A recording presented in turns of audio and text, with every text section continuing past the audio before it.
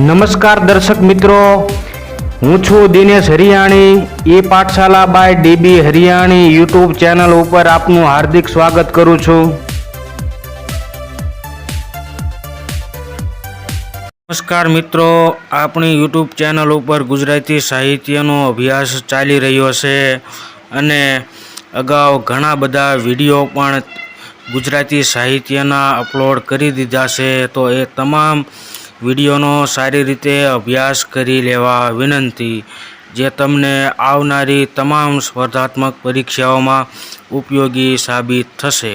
નમસ્કાર મિત્રો, અગાઉના વિડીયો લેક્ચરની અંદર આપણે મિત્રો ગુજરાતી સાહિત્યમાં પ્રાચીન યુગ અને મધ્યકાલીન યુગના કવિઓ અને સાહિત્યકારોનો અભ્યાસ કર્યો છે. તો મિત્રો, આજના આ વિડીયો લેક્ચરથી હવે આપણે આગળ ગુજરાતી સાહિત્યનો આગળનો યુગ એવો અર્વાચીન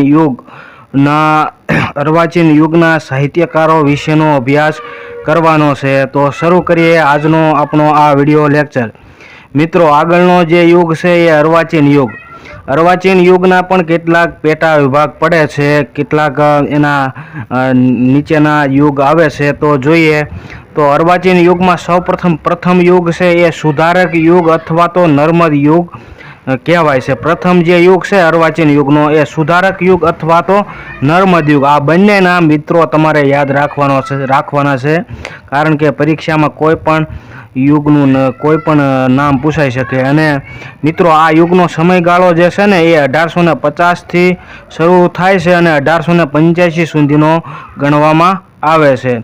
વર્ષ 1850થી 1885 સુધીનો ગણવામાં આવે છે. મિત્રો, આ સાલવારી છે ને યાદ રહી જાય, કારણ કે તમે ઇતિહાસની અંદર જો ભણ્યા હોય તો 1885ની અંદર રાષ્ટ્રીય કોંગ્રેસની સ્થાપના થઈ હતી, એટલે કે ત્યાં સુધી આપણે આ સમયગાળો માનવામાં આવે છે અને 1850થી ચાલુ થાય છે.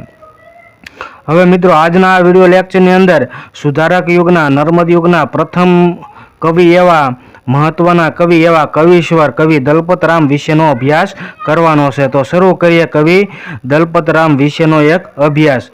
કવિ દલપતરામનો સમય છે એ 1820 ગણવામાં આવે છે. ત્યારબાદ કવિ દલપતરામ છે, એમનું પૂરું નામ દલપતરામ ડાયાભાઈ તરવાડી છે. બરોબર મિત્રો, આ દરેક સાહિત્યકારોના પૂરા નામ તમે મિત્રો યાદ રાખજો, કારણ કે અગાઉની પરીક્ષાની અંદર કવિ અથવા તો સાહિત્યકારના પૂરા નામ વિશે અગાઉ પરીક્ષામાં પ્રશ્ન પૂછાઈ ગયેલ છે.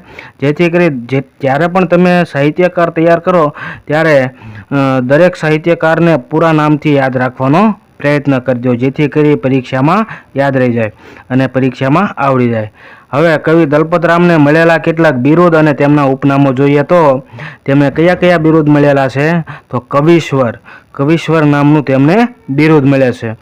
હવે કવિશ્વરનું જે બિરુદ છે એ કોણે આપ્યું છે? તો કે દલપતરામના એક ખાસ મિત્ર હતા, અંગ્રેજ અધિકારી, જેનું નામ હતું ફાર્બસ સાહેબ. અને આ ફાર્બસ સાહેબે છે એ કવિ દલપતરામને કવિશ્વરનું બિરુદ આપેલ છે. ત્યારબાદ લોકહિત ચિંતક કવિ, ત્યારબાદ સભારંજની કવિ તરીકે ઓળખાય છે. ત્યારબાદ ગુજરાતી વાણી રાણીના વકીલ.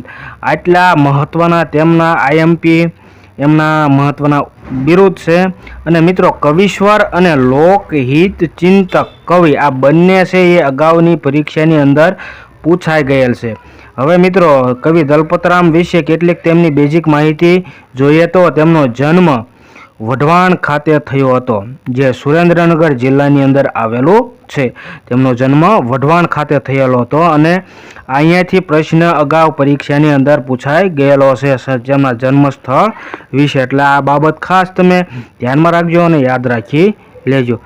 ત્યારબાદ તેમના પુત્રનું નામ કવિ નન્નાલાલ હતું, આ પણ પૂછાઈ ગયેલ છે.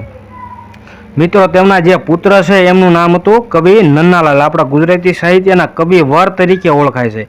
મિત્રો, અહીંયા આ બંને બાબત વિશે કન્ફ્યુઝન થતા નહીં.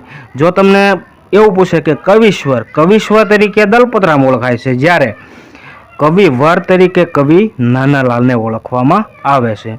ત્યારબાદ તેમનું શ્રેષ્ઠ નાટક મિથ્યાભિમાન છે. ત્યારબાદ તેમનું શ્રેષ્ઠ પાત્ર જીવરામ ભટ્ટ છે. મિત્રો, આ બંને બાબત છે ને એ અગાઉ પરીક્ષાની અંદર પૂછાઈ ગયેલ, એટલે યાદ રાખી લો. તેમનું શ્રેષ્ઠ નાટક જો પૂછે ને, નાટક અને એ પણ હાસ્ય નાટક, તો કે મિથ્યાભિમાન છે. ત્યારબાદ તેમનું શ્રેષ્ઠ પાત્ર જીવરામ ભટ્ટ છે.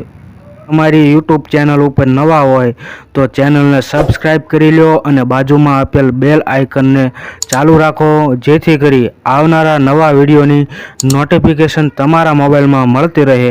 અને જો અમારો વિડીયો ગમ્યો હોય તો વિડીયોને એક લાઇક આપી અને તમારા મિત્ર સુધી શેર કરવા નમ્ર વિનંતી છે. મિત્રો, દલપતરામ વિશે આગળ અભ્યાસ કરીએ તો કવિ દલપતરામ છે એ અર્વાચીન યુગના પ્રથમ કવિ છે.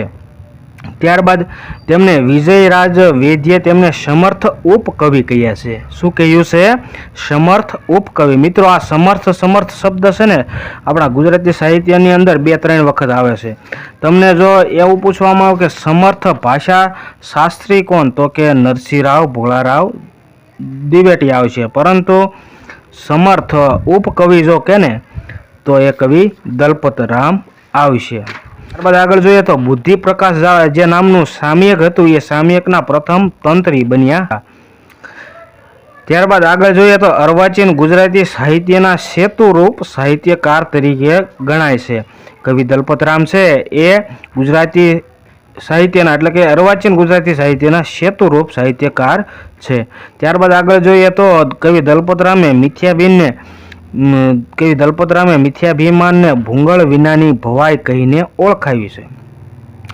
હવે આગળ જોઈએ તો એલેક્ઝાન્ડર ફાર્બસ સાહેબે 26 ડિસેમ્બર 1848ના રોજ અમદાવાદ ખાતે ગુજરાત વર્નાક્યુલર સોસાયટીની સ્થાપના કરી હતી. બરોબર, આ તારીખ અને કોને સ્થાપના કરી હતી અને કઈ જગ્યાએ સ્થાપના કરી હતી આ મહત્વનું છે અને આ અગાઉ પરીક્ષામાં પૂછાઈ ગયેલ છે. એટલે કે એલેક્ઝાન્ડર સાહેબે 26 ડિસેમ્બર 1848ના રોજ અમદાવાદ ખાતે ગુજરાત વર્નાક્યુલર સોસાયટીની સ્થાપના કરી હતી. અને આ જે સંસ્થા છે આ સ્થાપના કરવામાં કવિ દલપતરામે ફાર્બસ સાહેબને મદદ કરી હતી. અને ફાર્બસ સાહેબે દલપતરામને કવિશ્વર નામનું બિરુદ આપ્યું હતું. બરોબર, આ બાબત ધ્યાનમાં રાખજો. હવે આગળ જતા જે ગુજરાત વર્નાક્યુલર સોસાયટી છે એનું ગુજરાત વિદ્યાસભામાં રૂપાંતર થયું હતું. અને હડુલા નામનો જે સાહિત્ય પ્રકાર છે એ તેમને ખેડ્યો હતો. કવિ દલપતરામે હડુલા નામનો સાહિત્ય પ્રકાર તેમણે ખેડ્યો હતો. હવે કવિ નર્મદે તેમને ગરબી ભટ્ટ કહ્યા છે. કોને? તો કે કવિ નર્મદે તેમને શું કીધું છે? તો કે ગરબી ભટ્ટ કહ્યા છે. મિત્રો, અહીંયા ગુજરાતી સાહિત્યમાં ગરબી સમ્રાટ જો તમને એવું પૂછે ને તો તેમાં જવાબ આવશે દયારામ. અને જો નર્મદે તેમને ગરબી ભટ્ટ એવું કહ્યું છે. એટલે આ બંને બાબત વિશે કન્ફ્યુઝ થતા નહીં. ગરબી ભટ્ટ જો કહેવામાં આવે તો દલપતરામ, પરંતુ ગરબી સમ્રાટ જો કહેવામાં આવે તો દયારામને યાદ રાખી લેજો. ગુજરાતી ભાષાનું સૌપ્રથમ કરુણ પ્રશસ્તિ રચનાર કવિ દલપતરામ હતા. હવે જીવરામ ભટ્ટ પાત્રને અમર બનાવનાર એ કવિ દલપતરામ હતા. ત્યારબાદ દલપતરામ કવિ નર્મદને અનુસર્યા હતા. હવે મિત્રો, ગુજરાતી સાહિત્યની અંદર કવિ દલપતરામે જે પ્રથમ બાબતો પ્રથમ સાહિત્ય જેટલું પણ રચ્યું છે એ તમામ વિગતો જોઈએ તો ગુજરાતી સાહિત્યમાં જેટલી પણ પ્રથમ બાબત રચેલી છે દલપતરામે તે જોઈએ. પ્રથમ કરુણ પ્રશસ્તિ કઈ હતી? તો કે ફાર્બસ વિરહ નામનું જે તેમનું પ્રથમ કરુણ પ્રશસ્તિ હતું એ દલપતરામે રચેલ છે. ત્યારબાદ પ્રથમ કવિતા બાપાની પીપર એ પણ દલપતરામે રચેલ છે. પ્રથમ કવિતા તો કે બાપાની પીપર, ગુજરાતી સાહિત્યની પ્રથમ કવિતા કેને તો એ બાપાની પીપર અને રચનાર હતા કવિ દલપતરામ. ત્યારબાદ પ્રથમ હાસ્ય નાટક એ મિથ્યાભિમાન હતું અને એ પણ દલપતરામે રચેલ છે. ત્યારબાદ પ્રથમ અનુવાદિત નાટક એ લક્ષ્મી હતું પણ એ પણ દલપતરામનું હતું. ત્યારબાદ પ્રથમ કાવ્ય સંગ્રહ કાવ્ય દોહન નામનું આ અગાઉની પરીક્ષાની અંદર પૂછાઈ ગયેલ છે અને એ પણ કવિ દલપતરામે રચેલ છે. પ્રથમ કાવ્ય સંગ્રહ કાવ્ય દોહન. ત્યારબાદ પ્રથમ વાર્તા સંગ્રહ એ પણ તાર્કિક બોધ છે અને એ પણ દલપતરામે રચેલ છે. હવે મિત્રો દલપતરામની મહત્વની કેટલીક કૃતિઓ જોઈએ અને પરીક્ષામાં જેટલી પણ પૂછાઈ ગયેલી છે તેની વાત કરીએ.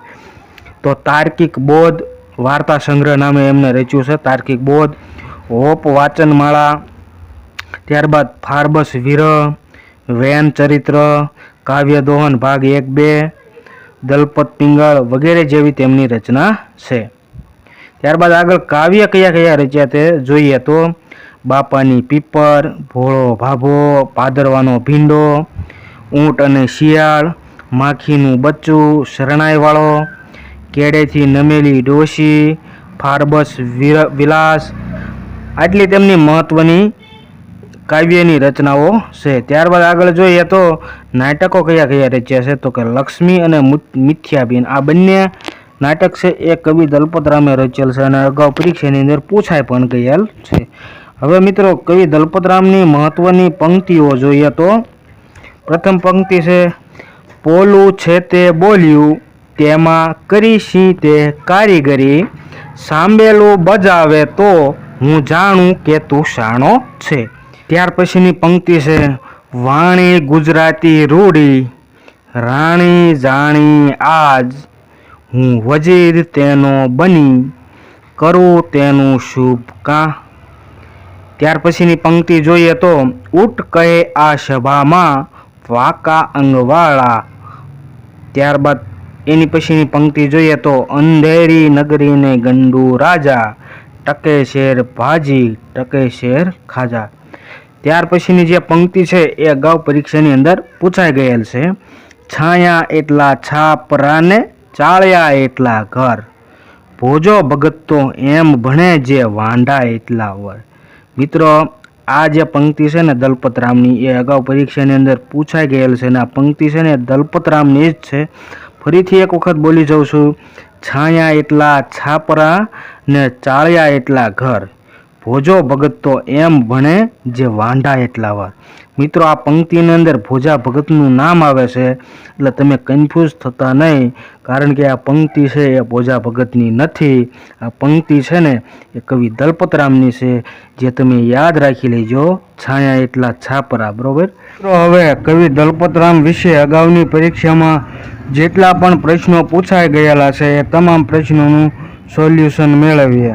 પ્રથમ પ્રશ્ન છે ગુજરાતી સાહિત્યના પ્રચાર અને પ્રસાર માટે ગુજરાતી ભાષાના સાહિત્યના પરદેશી પ્રેમી એલેક્ઝાન્ડર કિનલોક ફાર્બસ દ્વારા ગુજરાત વર્નાક્યુલર સોસાયટીની સ્થાપના કરવામાં આવી. આ કાર્યમાં તેમને તેમના કાર્ય સાહિત્ય ગુરુનો સંપૂર્ણ સહયોગ સાંપડ્યો હતો. તેમનું નામ શું હતું તો જવાબ આવશે કવિ દલપતરામ. હવે થોડીક અહીંયા આપણે ગુજરાત વર્નાક્યુલર સોસાયટીની વાત કરી લઈએ તો આ ગુજરાત વર્નાક્યુલર સોસાયટીની સ્થાપના વર્ષ 1848માં અમદાવાદ ખાતે કરવામાં આવી હતી અને તેમના સહયોગ માટે કવિ દલપતરામે તમને મદદ કરેલી હતી અને ફાર્બસ સાહેબે આ સોસાયટીની સ્થાપના કરી હતી. પાછળથી ગુજરાત વિદ્યાસભા એવું નામ આપવામાં આવ્યું હતું. ત્યાર પછીનો પ્રશ્ન જોઈએ તો મિથ્યાભિમાન નાટકના રચયિતા કોણ હતા તો કવિ દલપતરામ છે એ મિથ્યાભિમાન નાટકના રચયિતા હતા અને જીવરામ ભટ્ટ નામનું પાત્ર પણ ફેમસ થયું હતું. ત્યાર પછીનો જે પ્રશ્ન છે એ રિપીટ થાય છે. ત્યાર પછીનો જે આપણે પ્રશ્ન જોઈએ તો લોકહિત ચિંતક કવિ સુધારણાના શાણા શિક્ષક કવિ દલપતરામ છે એ શાણા શિક્ષક તરીકે પણ ઓળખાય છે. લોકહિત ચિંતક કવિ સુધારણાના શાણા કવિ દલપતરામે કોને અનુસરીને સ્થાન વર્ણન અને ઋતુ વર્ણનના કાવ્યો રચ્યા હતા તો તેનો સાચો જવાબ આવશે કવિ નર્મદને અનુસર્યા હતા. કવિ દલપતરામ છે એ કવિ નર્મદને રચ્યા હતા. આપણે આ બાબત વિશે અગાઉ આપણે લેક્ચરમાં જ વાત કરી ચૂક્યા છીએ. ત્યાર પછીનો જે પ્રશ્ન છે એ રિપીટ થાય છે. ત્યાર પછીનો જે પ્રશ્ન છે છાયા એટલા છાપરા ને ચાળ્યા એટલા ઘર, ભોજો ભગત તો એમ ભણે જે વાંઢા એટલા વર. આ પંક્તિના સર્જકનું નામ જણાવો તો તો આ જે પંક્તિ છે એ કવિ દલપતરામની છે. એની પછીનો જે પ્રશ્ન છે એ રિપીટ થાય છે. ત્યારબાદ એની જે પછીનો જે પ્રશ્ન છે, અત્રે દર્શાવેલ કૃતિઓ પૈકી કઈ કૃતિના રચયિતા કવિ દલપતરામ છે? તો આપેલ વિકલ્પ જોઈએ તો અજામિલ, આખ્યાન, પંચીકરણ, કાવ્યદોહન, ઓખારણ. તેમાંથી કાવ્યદોહન છે એ કવિ દલપતરામની કૃતિ છે અને ઓખારણ છે એ કવિ ઓખાણી છે. આગળનો જે પ્રશ્ન છે, કવિ નન્નાલાલના કવિ પિતા કોણ છે? તો તેમના પિતા કવિ દલપતરામ હતા. એની પછીનો જે પ્રશ્ન રિપીટ થાય છે. ત્યાર પછીનો જે પ્રશ્ન છે એ કવિ દલપતરામનું જન્મ સ્થળ જણાવો. તો તેમનું જન્મ સ્થળ વઢવાણ હતું. એની પછીનો પ્રશ્ન રિપીટ થાય છે. ત્યારબાદ એની પછીનો પ્રશ્ન પણ રિપીટ થાય છે. ત્યારબાદ એની પછીનો પ્રશ્ન પણ રિપીટ થાય છે. ત્યારબાદ એની પછીનો પણ પ્રશ્ન રિપીટ થાય છે. એની પછીનો પણ પ્રશ્ન રિપીટ થાય છે.